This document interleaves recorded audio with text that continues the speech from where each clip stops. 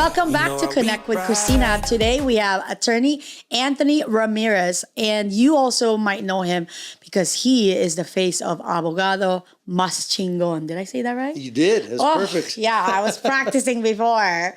Well, thank you for being here. Thank you for the invitation. You know, we have been friends now. I've known you for 10 years. I don't know if you realize that. I do that. Yeah. Yeah, I do know. it's so crazy. Congratulations on all of the new ventures and endeavors. One that I'm particularly so proud of is he is running for the Arizona State Senate District 12. There you go. That's right. So please remember him, and I'll give you all the info. We're going to do a deep dive first, but I will make sure you have the information to follow my friend because he really deeply cares for this great state. God, I'm excited. Thank you. You taught me that it's a purple state. It is a purple state. And it's a purple state because? Well, because it's mostly independents now. Last year, the electorate became about 35% independent, and Arizona has always had this independent spirit. So it's what they call a swing state. So sometimes it might go red or Republican or blue Democrat. And now with the majority of the people being unaffiliated, it's really up in the air. And so now what we're going to try to do is have everybody go purple, go independent. The purple state. Yep. So your background, you know, I often tell people, I'm like, did you know he was a cop? I mean, there's so much more to you, like even the private investigation. So I'll let you tell us because I feel like you've just done so much. Real quick, I'll cut it in. Yeah. Is that always been the color of an independent? Is purple? So probably about 10 years ago, and I forget which news channel it was, but the media started using the term purple because red and blue mixed together is purple.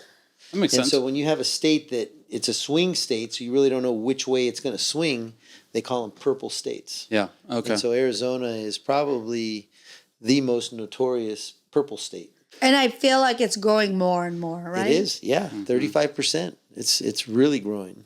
Yeah, and I think it's because of like the concerns of like, wait, I like this part and I believe in this, but what, you know, but don't box me.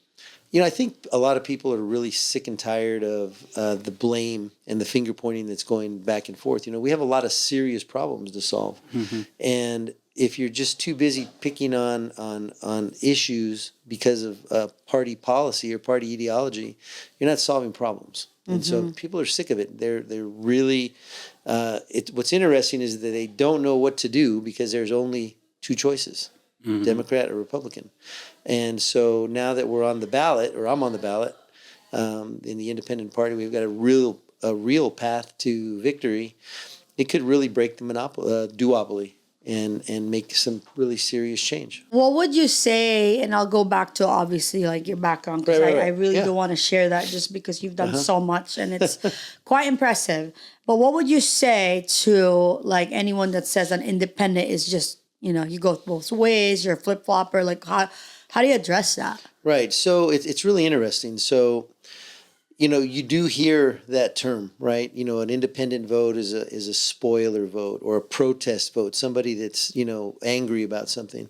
But, you know, that's an old paradigm. And to be quite honest with you, at least in the state of Arizona, it's just not true anymore. And, you know, the whole reason that I jumped into this fight was because 35% of the electorate is unaffiliated, right? And, you know, you can say if they're unaffiliated, they're independent-minded, right? And so when I was asked to help the Arizona Independent Party with this lawsuit that they got involved in, actually the lawsuit was between the Democrat-Republican Party when they sued the Secretary of State, but they were suing the Secretary of State for approving the name change of the Arizona Independent Party. So I was asked to help them get involved in the fight. So that's when I started learning about all this, right? And I tell people, they go, "What kind of law do you practice?" So I do, you know, injury law and election law. It was really trial by fire, right? And so when I learned that the Democrat and the Republican Party, the two major parties, were circling the wagons and trying to suppress independent people from being able to reach the ballot because the number scheme, the numbers that it takes to get on the ballot are so unfair that it's really discriminatory, right? And so when I found this out, I said, you know what, I'm jumping into this fight because as you know, Christina, I've been practicing law for 12 years. I've known you for 10 of them, and I've built my career on helping people in distress, Yes. helping organizations in distress. And so when I saw this, I turned in my Republican membership and said, nope, I'm going to jump into this fight. And so here we are. And then it's gonna be an important part because what is it? It's like there's like timelines, right? And that's why we're hoping. I mean, it's personal for me. Like I know your character as a person, as a friend, as a lawyer. We've been in the same industry for a while. I know that you're really coming from a place of, as always, as your career has been, just to do the next right thing, to help people, and you're kind of a picture of that. So going to the background, remind the rest of us of that. Like, what was your background? Which one was first? The police officer? Like, what was The it? police officer was actually right in the middle, or actually just a little bit, 10 years into my working career. And you didn't ask the question of the day. The question you should have asked me first was, what brought me to Arizona? Well, there you go. What we brought ask you to Arizona? Okay, here's the answer. The Dallas Cowboy cheerleaders. Oh, my To Arizona. God. Brought me to Arizona.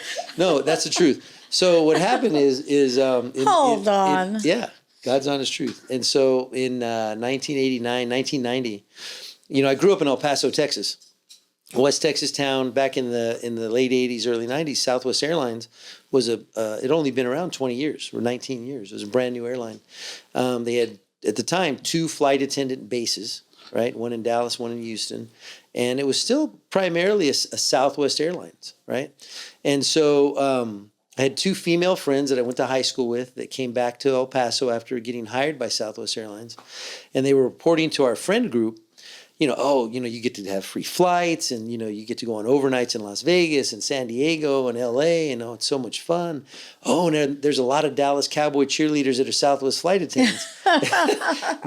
19-year-old me was like, well, shit, where do I sign up at, right? So I literally went to the El Paso airport the next day, filled out an application, and it took me a year to get the job. You're just going through the process. In fact, I'd moved to the Virgin Islands and was living in St. Croix, right? Oh, what? And so anyway, I get the call to be there in January, first week of January 1991. And during that year, Southwest had added another flight attendant base, Phoenix. So when I got there and showed up for training and went through training, they're like, oh, yeah, you're going to Phoenix. And I was like, no, there's no Dallas Cowboy cheerleading. Right? And so, but it was a really good job. Cardinal So cheerleaders. I took the job, right? Oh, and Yeah, the job man. and the job was Right, a flight attendant. Okay. So I was a flight attendant with Southwest Airlines. Well, I started off as a flight attendant. I went into and became an in-flight supervisor.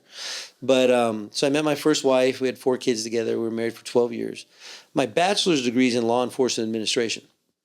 And so that took me, I wanted to pursue what I went to college for, right? So I applied to different departments, one of which was the District of Columbia, the Metropolitan Police Department. And I got hired by them and took the job. And went and did that from about the end of 01 till the beginning of 06. And I separated from my wife and she wanted to be here. This is where we were at before. And so, of course, I wanted to be with my kids. So I came back, was applying to different departments. In the interim, needed to make money. I got licensed as a private investigator and as an insurance adjuster, and was doing. And I still have those licenses today. I'm still a licensed insurance adjuster, private investigator. And I was doing insurance fraud investigations, working in that industry. I was going to say overachiever, but Yeah, that's a good thing. it was really just had a lot of child support, right? And so, I was working on casualty claims, and there was plaintiffs' attorneys that I met and admired and stuff like that. And like I said, I had a lot of child support, so I said I need to switch gears, and so I went to law school. And so That's so cool. 3-year program. I went through in 2. Went to Arizona Summit, and got my law degree, and the rest is history. Here I am. So as a police officer, right? Like during that time, because in total, how long was that? It was less than 5 years. It Okay. was a short window. Yeah. But policing in DC, they 5 say years is still a long it's like time. dog years, right? Yeah. Because it's such an aggressive place to police. It's an inner city, Mm-hmm. and there's other municipalities like that, New York, Detroit, Chicago, things like that. Where really, you're on your feet all the time, and you really, really learn from officers that have been on the job for a long time. And what do you feel like is the most important thing you took away from being a police officer? To be quite honest, really how to, interact with people, right? Because you're running into people, some of which aren't always, the best citizens. And you've got to, find a way to do your job, make sure you're enforcing the law, because as a law officer, you're a consequence, right? And still treat people with respect. And, it's a fine line to walk. You have officers that are doing the right thing, that get accused of doing something wrong when they didn't do anything at all, right? Mm-hmm. You hear it all the time. Well, why did you use that level of force? Well, that's what we were doing in that moment. So it's a very, very difficult thing to do. And I'll tell you, when I applied to be a police officer, they ask you interview questions like everywhere else, and they say, what have you done to prepare yourself to be a law enforcement officer? And of course, you got guys that say, well, I go to the gym, and I box, or I learned how to fight, or I went to the shooting range, and I can, I'm a great shot, or I can drive a car really good. You know what I told them? I said, I was a flight attendant for 10 years. And they looked at me like I was crazy. And I said, listen, I was put into an airplane in a locked, sealed tube at 37,000 feet with 137 people, some of which are maybe going to a funeral, drunk, having a party, a medical emergency, children, you name it, right? And they're all together. Right, in And one tiny, breathing the same air. You've got to get them there safely, and you want them to come back. You want them to have a good experience. So learning how to deal with people in that aspect was really the most important thing. And what I learned as it relates to my political campaign today, right, is just how important it is to fund public safety, right? When I was there, we didn't have very good police cars. In fact, if we got into a chase that went into Virginia or Maryland, you'd see real quick how much better funded those departments were in those particular cities or states. And, so funding public safety is very, very important. But at the same time, as my law career has shown, I'm also holding departments and officers accountable. So because I do civil rights cases for excessive force when they come up. And that's the interesting part, is because you have that background, you served, but because, like you said, it's just there's right and there's wrong, and you want to protect that. But it's really cool though to see like it's all full circle. I feel like all of that led you here. I agree with you. And, it's really funny that you say that, because I've really been thinking about that. As this campaign is starting to ramp up, I never really realized, how or what I was doing was preparing me for this, and didn't even think about it at all, right? And so I'd mentioned this at the fundraiser the other night. There was a case, a time in 2017, where I had a client that was here in Mesa that got beat up pretty severely by the Mesa Police Department, Terrence Kirkpatrick. And I helped him, right? And, there was a march, and he asked me to be there, and I didn't necessarily, agree with everything with the group that was having the march. But he was my client, I needed to be there, and I believed in him. And so here I am at this march, right? And then a couple of years later, actually a couple of years before, in 2017, during Donald Trump's first presidency, he had signed an executive order banning Palestinian refugees. And we have a couple of friends, Zaid and Abdul, that are Muslim. Yes. And they called me up and they said, hey, we need you to come over here. They're going to not allow these refugees in, and we need to do writs of habeas corpus, and we need all the lawyers we can get there. And I said, great, I'm there, let's go. Well, a protest broke out, right? And, it was a peaceful protest, but they were still protesting this executive order by Donald Trump. And here's me, helping my Muslim buddies, my brothers, actually, Abdul's one of my best friends, with this issue. And now, I look back, because Abdul would tell me, because it's no secret that I was a Republican before I became independent, right? I'm very independent now. But, looking back, I didn't care who the president was. What I wanted to do was help people that were in distress, and so I showed up when I needed to be there. Never having any idea that, in 2026, I'd be saying, I'm an independent. I was a Republican, but now I'm an independent, because I know for sure, my opponent might even see this and go, he's a Republican in independence clothing and he's here to trick you. Well, what I'm here to tell you is that no, I'm actually here to uphold the Constitution for all of us and to answer to Arizonans, not a political party. And these experiences that I had with these cases are what really have shaped that.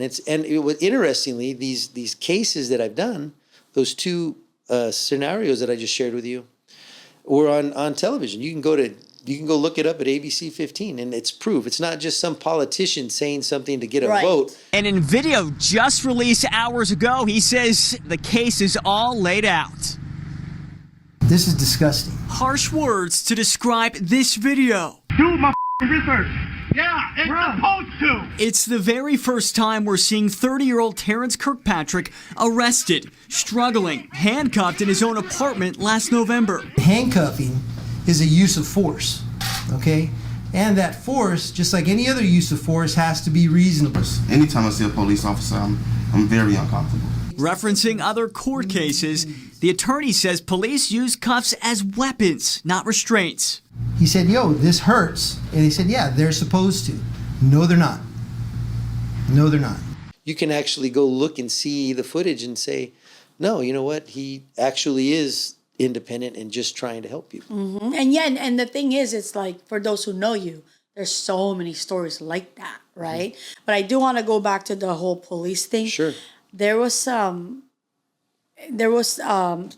I saw like on Facebook, and it like resonated with me because it said like no one hates a dirty cop more than a good cop, you know. And because you had that career and you saw the good and you also saw the bad and you also protected the people who suffered, you know, through that. Like if I just feel like all of it was all together, and then it's all adding up to be this anchor and bridge for right now in this moment. I couldn't agree with you more. Yeah. When I was there, I literally believe I trained with some of the best police officers in the world, right? I mean, in fact, departments would come from around the world to train with like the civil disturbance unit there, right? Because remember, DC is it's obviously our nation's capital. And there's World Bank protests and IMF, the International Monetary Fund protests and marches and it's crazy. And so you really get good at this. And so, it's true. A law enforcement officer, right, is they have the hardest job anywhere because it is, you are really putting yourself out there. You're putting your life in danger, and they really need to be supported. Yeah, and then again, my biggest thing is I don't care who it is, lawyer, doctor, cop, a taxi driver. They have families. They have loved ones. And every time they put on that uniform, they're still, sacrificing not just their life, but, what happens to their family. Right. And the fact that I can't emphasize that enough, where you literally have seen all of it together. Were you serving like when they had the body cams, or was that before or after? No, it was before. It was before. Yeah, those didn't exist. So what year was it when they started to have the body cam? I think I think that's probably like maybe 2010. 2010. Yeah. Because in something interesting with me, I was in property management before, and I was super involved with the crime-free housing. I can go on and on about that because I cared about that. It's a place where property management is so special, and people don't really think about that. It's a niche, and you're talking about lives, let's say a 300-person apartment. Right. It's not 300 people. That's like 3,000, right? And you just saw a lot.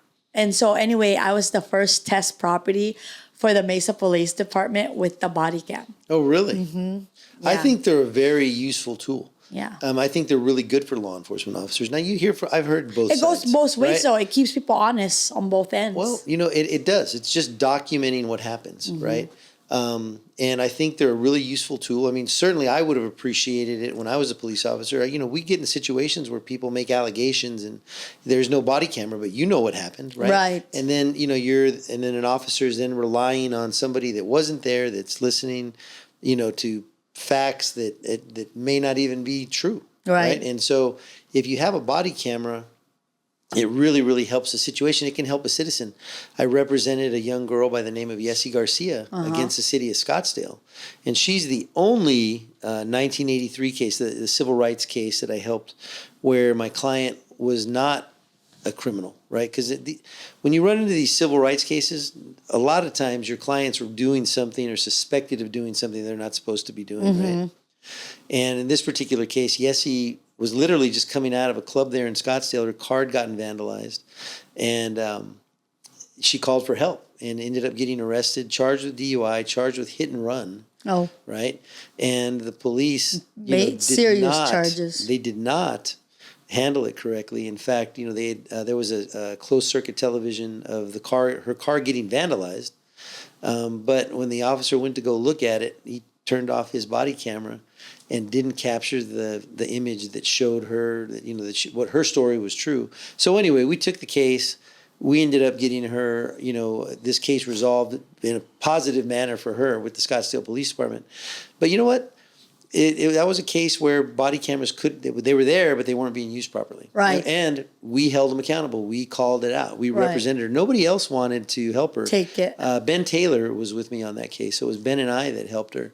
And, it was a really interesting case because she was completely innocent, and yet the police department was coming at her hard. And, they offered her some pretty quick money up front to, just go away. Right. And we said, oh, no, we're going to be here for a while. Yeah. we're going to make it right. And so look, I'm not saying, what I'm saying is that, police officers need to have the funding to get devices like Axon to protect the citizens and to protect themselves. Right. You It don't goes want to have your both ways. career ruined based on a false allegation from a Correct. citizen. Yeah. You just don't. Police Yeah. officers don't deserve that. But, police officers also, departments need to be transparent. They need to use that equipment properly. And if a mistake is made, they need to be held accountable. So that's that two sides of that coin, right? Properly fund them, but still hold them accountable. There's nothing wrong with any of us wanting transparency in the way we're being policed. Right. If and when you become Arizona State Senate, right? Senator, what are some of the projects or things that you really care about that you're going to attack first? Sure. So, interestingly, I'm running in Legislative District 12, which is basically Ahwatukee, Chandler, and Tempe. Okay. Parts of those two places. Come on, guys. Ahwatukee, Chandler, Tempe. That's Okay. right. But once you get into the seat, now you can speak and really have an influence on legislation on a statewide basis, right? So there are things that are really important to all of us, right? Number one, we've talked about it's public safety.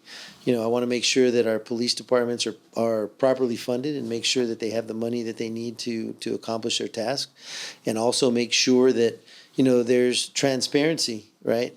When things do go wrong, because we're human and things will go wrong, Right. And we want to make sure that there's accountability and transparency in our law enforcement.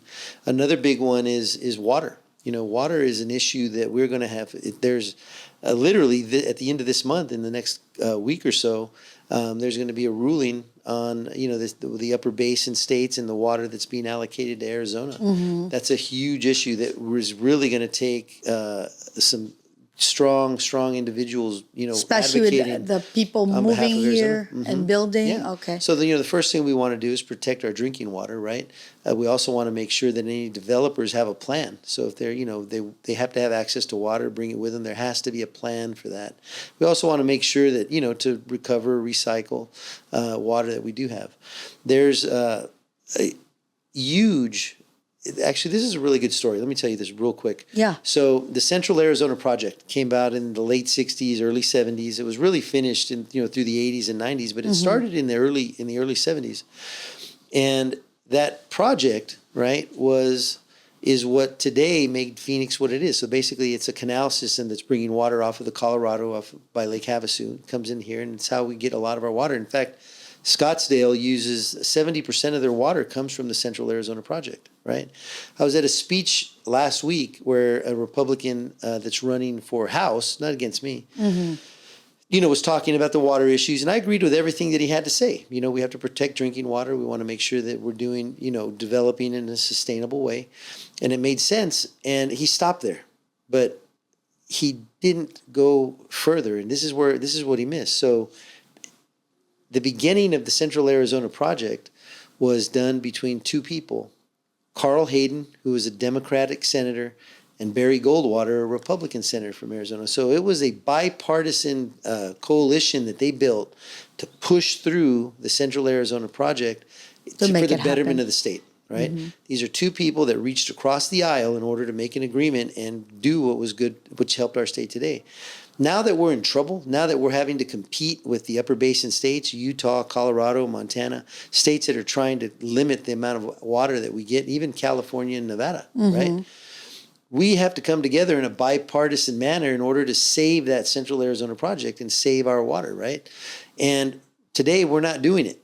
We're arguing too much and we're blaming too much in order to solve the problem. So that's really where I'm coming from. So water's another big one.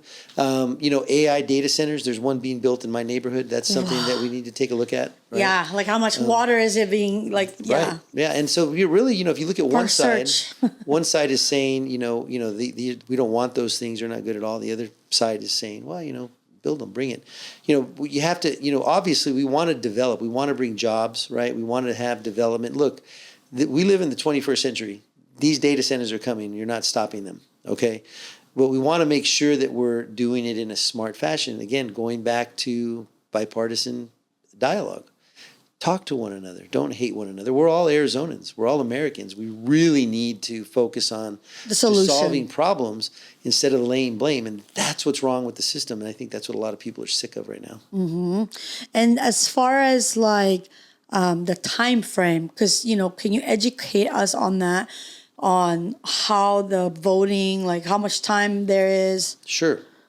So we have a primary election coming up in July. Okay. I don't know the exact day, but it's in July. I don't have a primary opponent, so we'll be on the general election ballot. That vote is on Tuesday, I believe it's November 3rd. Okay. It could be the 3rd or the 4th, but it's the first Tuesday in November. And the early ballots go out in mid-September. So, people will be making up their minds now, starting now, especially with the primaries coming up, because they're going to start thinking about it. Right. And then once that we know who the general election candidates are, then they'll start making a decision. Look, they're going to make up their minds sometime in August, if they haven't already, who they're going to vote for. So we really want to, campaign and educate people as to what this movement is. And that way, when they get the early ballots, if somebody's going to do it right away, they're going to, they'll think of us. Why did you want to run? So, I didn't, right? To be honest with you, I when I got involved in this fight with the Arizona Independent Party, I saw, as I mentioned earlier, that the Republican Party, the Democrat Party, and even the nonpartisan Clean Elections Commission were circling the wagons to prevent the unaffiliated voter from having access to the ballot, right?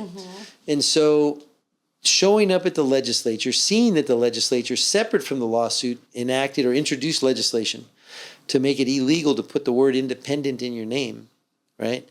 Really opened my eyes to the fact that the independent movement is onto something.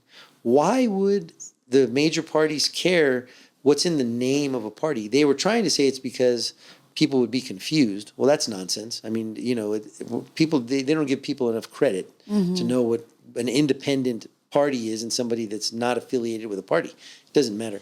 So when I saw that, that's what made me want to run. That's what kind of pushed me into running. Paul Johnson. Like there's something here. There's something wrong, right? And I think that we can do better. I think Arizona deserves better. Now, where we're at, so what I've learned, after signing up for this, is that there hasn't been an independent elected to office in the 114 years history of this state. What? Right? Yeah, it's never happened before. Wow. And here's the thing.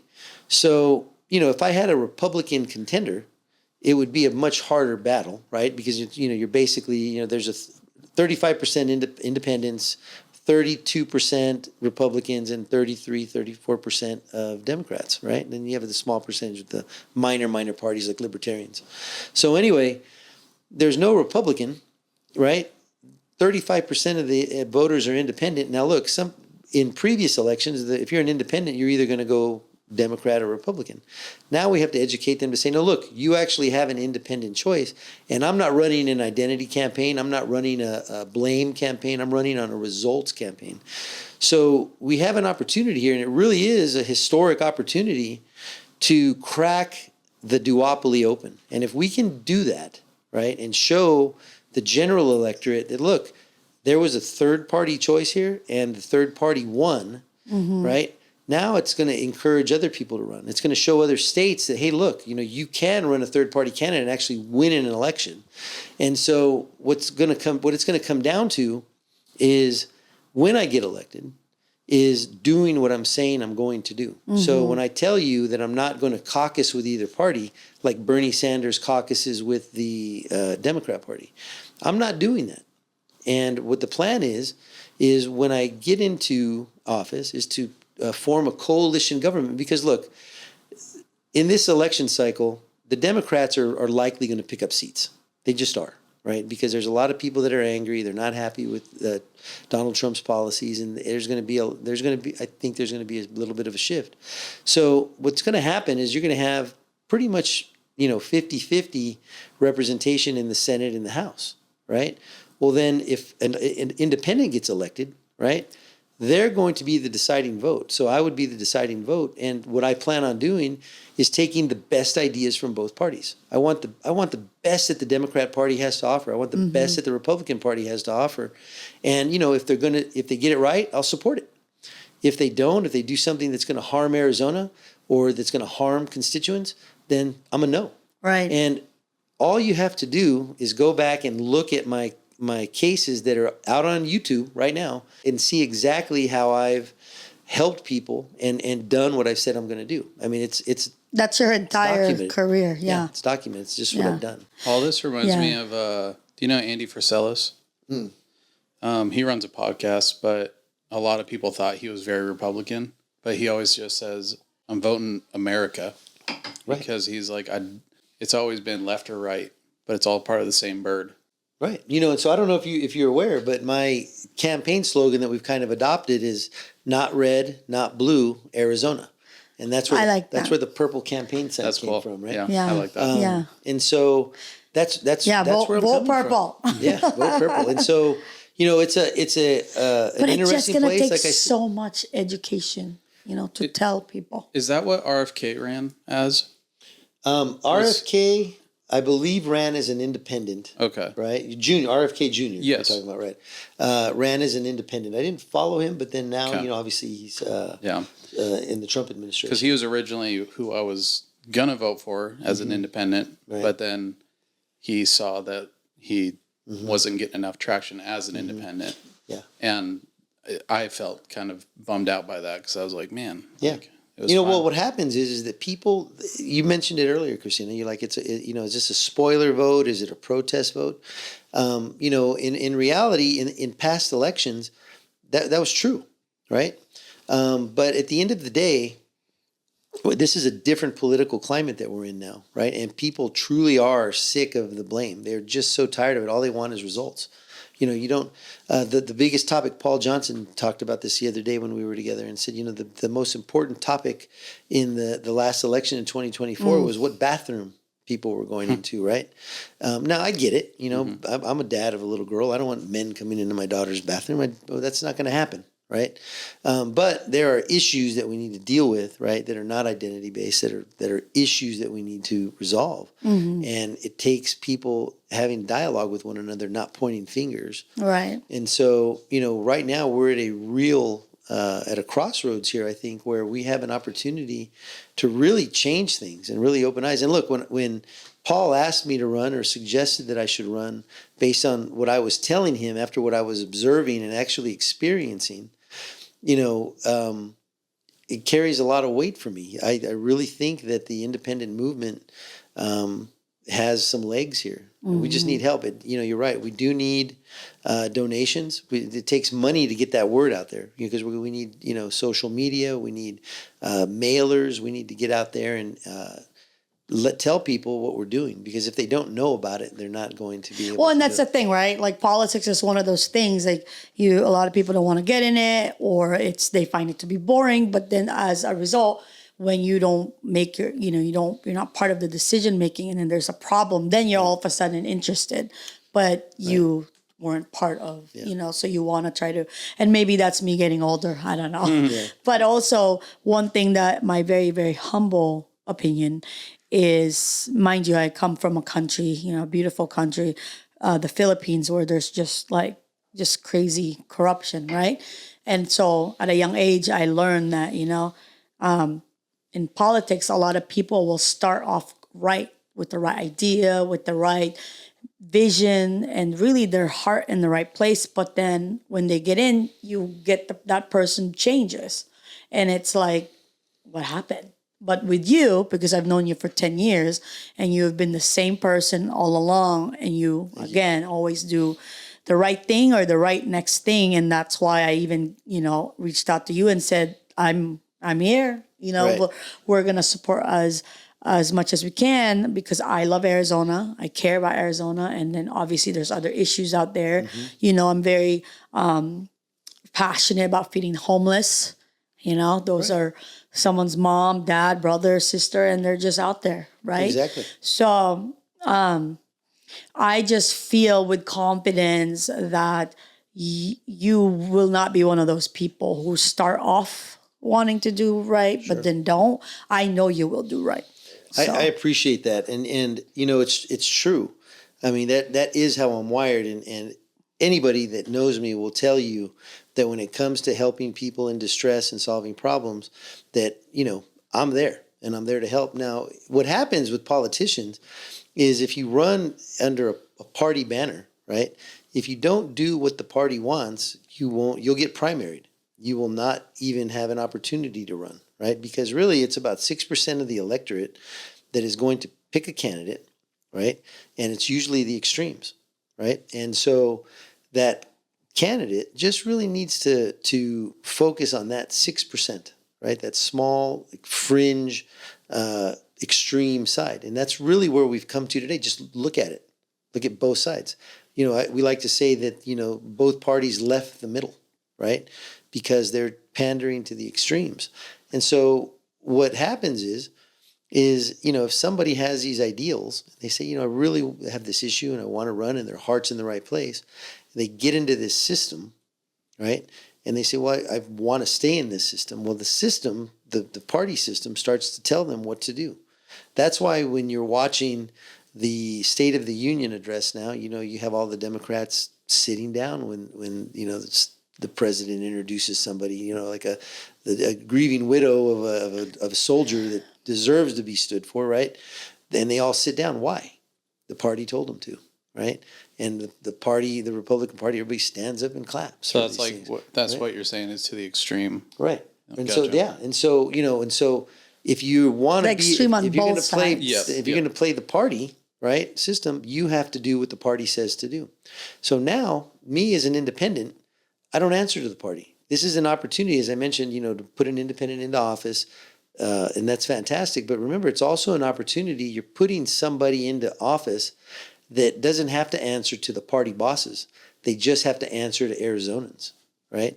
And we need that. That hasn't happened in 114 years. Yeah. Wow. And so now it can. That's and awesome. so it's exciting.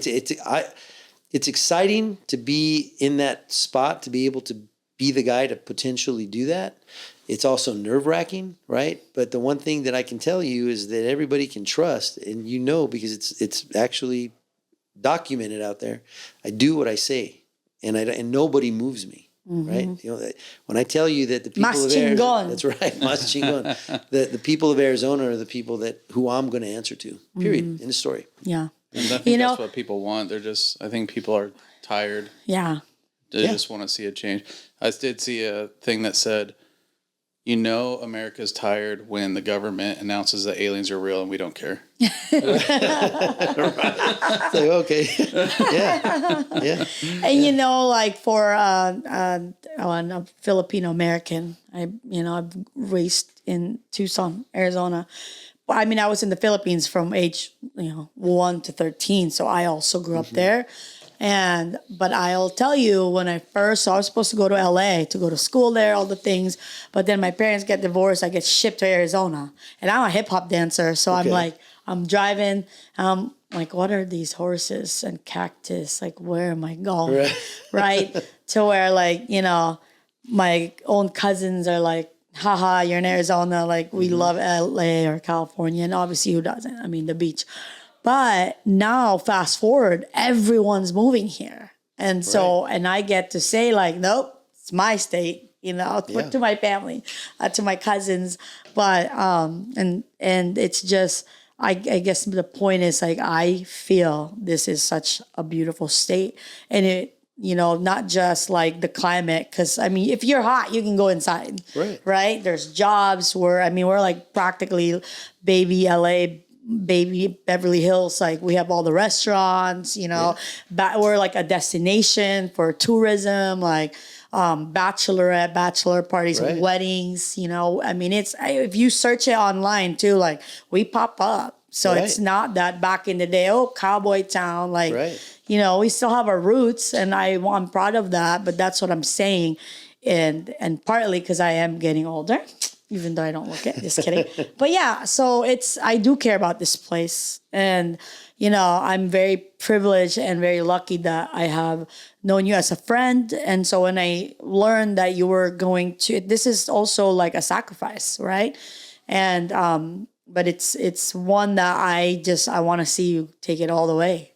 Thank you. You know? And you know, honestly, it's going to take a lot of us, and you've really jumped behind this and supported. So thank you so much for that. No, it's really we live in a fantastic state. We're really blessed to live here, and we need to take care of it. And you know, we really need you know, politicians to represent us to the best of their ability. And I'm hoping that, you know, getting into the Senate will, you know, build that coalition government. And really, if I can get in, if it unfolds the way that we think it's going to, and we make people open dialogue and have a coalition government where people actually have to talk and negotiate and convince one another, right?